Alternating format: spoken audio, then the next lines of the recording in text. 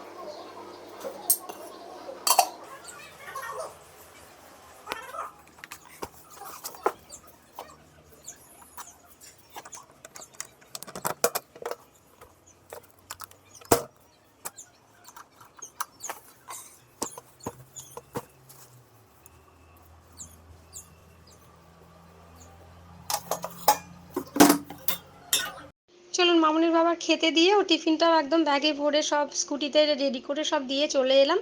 আর রান্না বান্নাও সেরে নিয়েছি আজকে। আপনাদের সঙ্গে আর ভিডিও শেয়ার করিনি রান্নার, কারণ তাড়াতাড়ি করে করেছি তো, যতক্ষণ আর কি রান্নাঘর থেকে বেরোতে পারি ততই ভালো, গরমের মধ্যে আর বেশিক্ষণ থাকা যাচ্ছে না। আর রান্নাঘরে যে খোসাগুলো ছিল, এঁচড় কেটেছি, তারপর সবজির খোসা একটুখানি পরিষ্কার করে নিলাম, নিয়ে রান্নাঘরটা এবার ঝাড়ু দিয়ে নেব।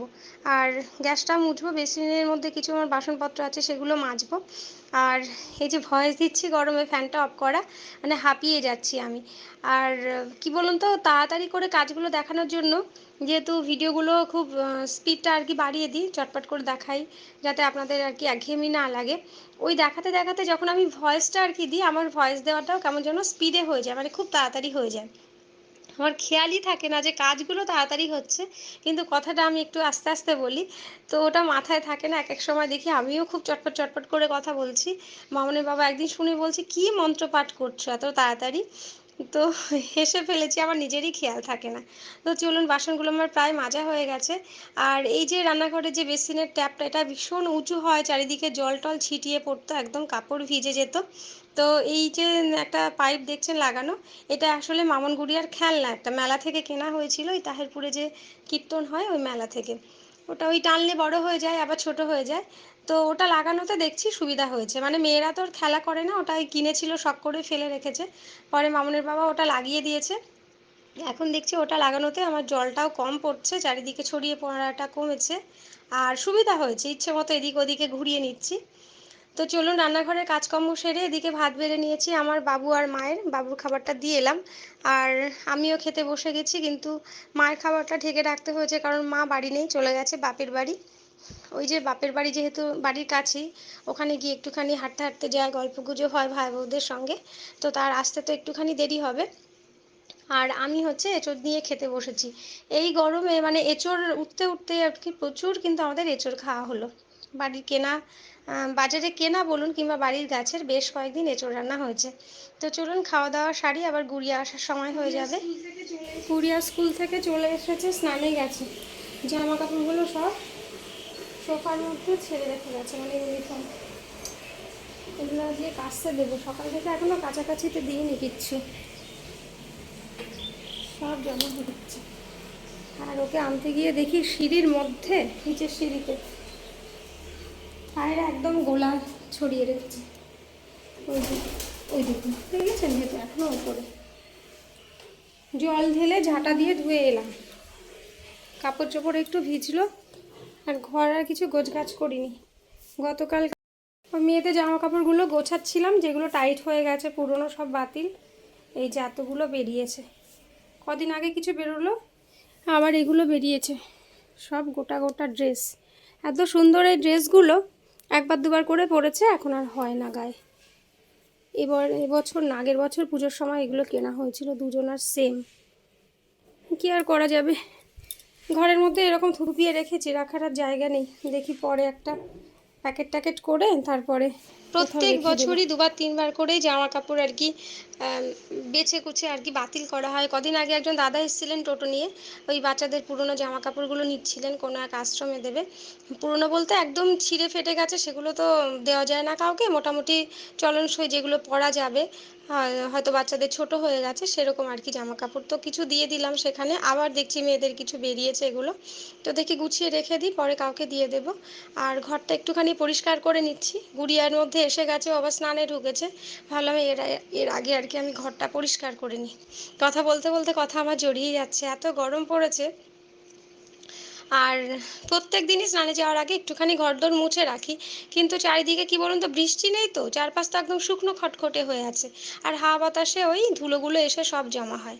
যতই ওই শুকনো কাপড় দিয়ে মোছা হোক না কেন, একদিকে ধুলো গিয়ে আর একদিকে জমা হয়। ওই জন্য আজকে একটা ওই আর কি ন্যাতা মতো আর কি বলুন, শুকনো ছিল, ওটাকে ভিজিয়ে নিয়ে তারপর চিপে একটু মুছে দিয়েছি, ভেজাটা দিয়ে মুছলে দেখি একটুখানি ভালো পরিষ্কার হয়।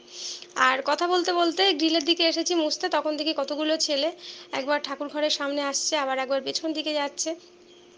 মানে আমার দেখে আর কি ভাবটা খুব একটা ভালো লাগলো না। আর এরা আমাদের পাড়া গ্রামেরও না, কোথা থেকে এসেছে জানিও না। আর কি বলুন তো, এর আগে এরকম হয়েছিল, বেশ কয়েকটা ছেলে এরকম দুপুরবেলা এসে ঘুরঘুর করছে, কি পিঁপড়ের ডিম খুঁজছে, পাখি ধরবে এইসব। তারপর সেই দিনই রাত্রিবেলা আমাদের ঠাকুর ঘরে কিন্তু চুরি হয়েছিল। তো দিনকাল এখন ভালো না, চারদিকে শোনা যায় যে বাচ্চাদের নিয়ে আসছে, দিন দেখে যাচ্ছে, ঘরের ভেতর থেকে এটা ওটা নিয়ে চলে যাচ্ছে। তো এই ছেলেগুলোর মধ্যে একটা বাচ্চাকে দেখলাম, ওই বাবা মা মারা গেলে যে ধরা কাছে পরিয়ে আনে, ওরকম পরিয়ে এনেছে, কিন্তু এখানকার কাছাকাছি নয়। আর সঙ্গে ছোট্ট একটা বাচ্চা, আর ওর সঙ্গে দুটো ছেলে এসেছে। তো বড় যে দুটো ছেলে এসেছে ওরা আবার সামনের দিকে এলো না, বাবু ডেকেছিল যখন, বাবু আবার কিছু সাহায্য করলো, যেহেতু বাবা মা মারা গেছে বলছে। কিন্তু বাবু নিজেও বলছে যে না, আমারও ঠিক মনে হলো না যে সত্যি কথা বলছে, কারণ দিনকাল যা পড়েছে কাউকেই বিশ্বাস করা যায় না। দুজন সামনে এসছে, দুজন ওই দিকেই দাঁড়িয়েছিল, মানে দেখেই সন্দেহ হচ্ছে, কেউ কিছু মনে করবেন না। অ্যাকচুয়ালি এই ধরা কাচা দেখলে, ছোট বাচ্চা দেখলে সবারই মনে একটা দয়া হয়, মানে সিম্প্যাথিটা আদায় করা যায় না। কিন্তু এরকম হয়েছে তো আমাদের বাড়িতে, শুধু আমাদের বাড়িতে না, আশেপাশের এরকম হয়েছে। ভর দুপুর বেলা করে ছোট বাচ্চা কোলে করে আসছে, তারপর বাড়ি থেকে জিনিসপত্র চুরি করে নিয়ে চলে যাচ্ছে। হাতে নাতে ধরাও পড়েছে, মানে তাদের কাছ থেকে মানে চুরি হয়ে যাওয়া জিনিসগুলোও পাওয়া গেছে। এখন দিনকাল এমন বেরিয়েছে, কি বলবে, এত ছোট ছোট বাচ্চা দেখুন। অনেকে হয়তো বলবে তুমি শিওর হলে কি করে, এরকম হচ্ছে বলেই বললাম। বলছে কৃষ্ণনগর রেল কলোনি থেকে এসছে এরা। চলো তো গাছের নিচে চলো তাড়াতাড়ি। কোন গাছ? ওই তো আম গাছ জাম গাছ কিছু একটা নিচে দাঁড়াও, ছায়া জায়গাতে। আইসক্রিম কিনতে, আইসক্রিম কিনতে, আইসক্রিম। এখানে দাঁড়া, কতক্ষণ দাঁড়াতে হবে?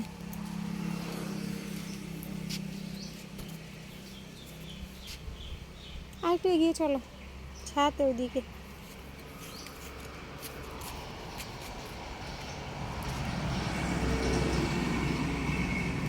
আর যাস না, ওখানে দাঁড়া,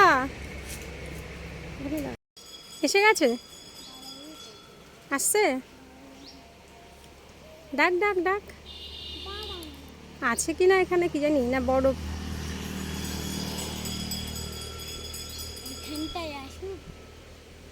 চলো চলো চলো চলো চলো।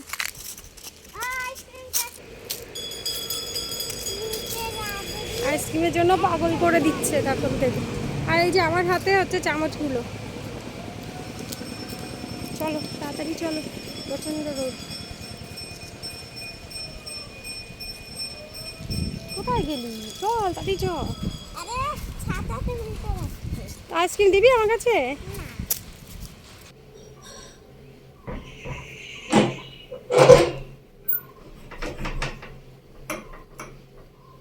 গুড়িয়া একটু শুয়েছে, এসিটা চালিয়ে দিয়েছি, এই জন্য বন্ধ করলাম দরজাটা। স্নান হয়ে গেছে, 3:15 বাজে এখন। শ্যাম্পু করেছি আজকেও। শীতকালে ঠান্ডার ভয়ে শ্যাম্পু করতে ইচ্ছে করতো না, আজ না কাল, কাল না পরশু। আর গরমকালে একদিন দুদিন বাদে বাদে শ্যাম্পু করতে হচ্ছে। ঘাম হয় তো প্রচণ্ড, আর রান্না করার পরে তেল ওগুলো ছিটে ছিটে আসে যে গায়ে মাথায়, কেমন একটা তেল চিটা হয়ে থাকে। আমি কিন্তু চুলে তেল দিই না, তাও ওরকম তেল তেল হয়ে থাকে। ওই জন্য শ্যাম্পু করে নিলাম, একটু ফ্রেশ লাগছে। তবে ট্যাঙ্কির জলে স্নান করে শান্তি নেই, গরম হয়ে আছে এত, মনে হচ্ছে কয়েক বালতি যদি বরফ ঢেলে দেওয়া যেত। সত্যি যদি ব্যবস্থা থাকতো, উপায় থাকতো, বরফ ঢেলেই দিতাম। কিন্তু ফ্রিজে আর কতটুকু বরফ থাকে, ওতে হবে না, প্রচণ্ড গরম। এখন নিচে যাব দুটো খেতে। কদিন ধরে দুপুরবেলা আর ভাত টাত কিছু খাইনি, ইচ্ছে করছিল না। আজকে একটুখানি খাবো আর ভাত নিয়ে ওপরেই আসবো, ঘরে এসে চলছে, একটুখানি ঠান্ডার মধ্যে বসবো।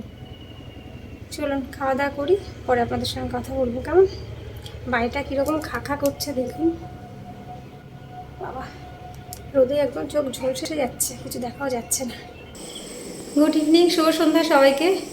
এখন বাজে 7টা, কোথায় গেল গড়িয়ে, তো 7:10 হয়ে গেছে। চলে এসেছি রান্নাঘরে, মেয়েদের জন্য একটুখানি পাস্তা বানাতে। মামুন স্কুল থেকে এসে আর ভাত খেতে যায় না, টুকিটাকি করে খায়। এখন বলছে খিদে পেয়ে গেছে, কিছু বানিয়ে দাও। তো ঘরে পাস্তা ছিল, ভাবছি একটু বানিয়ে দিই। এই যে পেঁয়াজ রসুন আদা সব কুচি করা হয়নি, আর একটু গাজর দেবো, করে নিয়ে যাব। সেই সাথে এদিকে ভাতটাও বসিয়ে দিয়েছি, তুলে গেছে ভাত। যা গ্যাসটা ধরে, কারণ ওর বাবা এসে জিজ্ঞাসা করবে ভাত হয়েছে, তখনই হয়তো খাবে না, কিন্তু জিজ্ঞাসা করা চাই তার। যদি কোনো হয়নি তো মেজাজ গরম হয়ে যাবে, ওই জন্য করে রাখি। আর রাতের একটু তরকারি আছে, দেখি আর কি করা যায়। বাবুর জন্য দুটো রুটি করব, ব্যাস, তাহলে আজকে রাতে রান্নাবান্না কমপ্লিট হয়ে যায়। আর ওরা পড়তে বসেছে মামুন গুড়িয়া, কিন্তু ওই পড়াশোনা না থাকলে কি আর হয়, কাছে না থাকলে। এখন ওগুলো সেরে কতক্ষণে যাব, তারপরে ওদের পড়াশোনা আর কি দেখা। তো চলুন চটপট করে সারি, আর কি করা।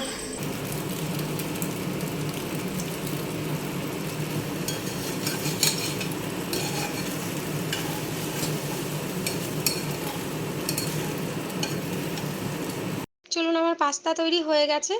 তো মামুন গুড়িয়ার জন্য এক প্লেটে নিয়ে নিয়েছি, আর একটা প্লেটে মায়ের জন্য বেড়ে নিলাম। মা আবার ওই বাইরে রেস্টুরেন্ট থেকে এনে দিলে ওগুলো খায় না, কিন্তু আমি যদি বাড়িতে একটুখানি নুডলস বলুন, একটু পাস্তা বলুন করে দিই, এখন দেখি একটু একটু খায় আর কি, পছন্দ করে। তো চলুন সবাইকে এবার দিয়ে দিই, তারপর যাব উপরে আবার মেয়েদের পড়াতে।